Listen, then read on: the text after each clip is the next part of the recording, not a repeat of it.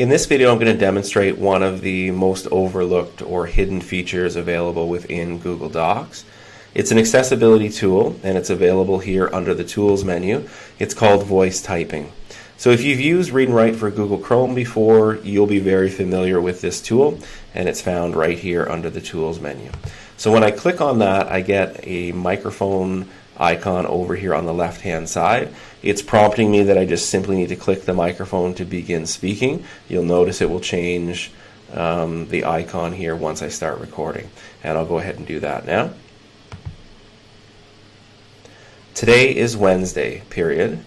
Right now, comma, I'm demonstrating the use of the voice typing tool within Google Docs, period.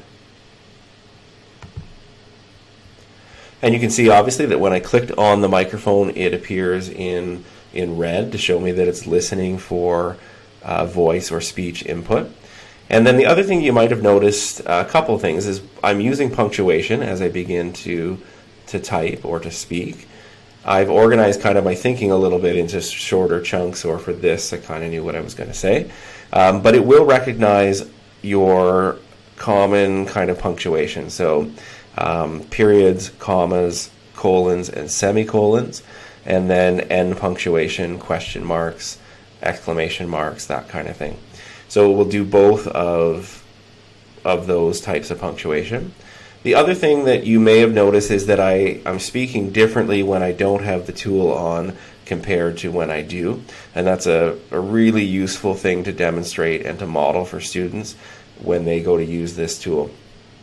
This tool, if I didn't mention it already, is available anywhere that you have Google Docs within the Google Chrome browser itself. So that would cover desktop machines, laptops, both Windows and Mac, and Chromebooks as well. So I'm just going to show two other little features here quickly that help students when they're trying to get ideas down and on the page. So I'll go over here and turn the tool back on. New line. That command, comma, brings my cursor to the next available line in my document, period. New paragraph. That command, comma, gives me an additional space when typing and creates another paragraph, period. So a really good demonstration of this here. New line simply bumps the cursor to the next available line within your doc. New paragraph will take that cursor, give you an additional space, input a new paragraph. You'll notice that even with me speaking as clearly as I can, it did have a bit of an issue with the beginning of this sentence here. So I think I had said that command, because if I say new paragraph again, of course it will jump the line because that's a coded text entry phrase.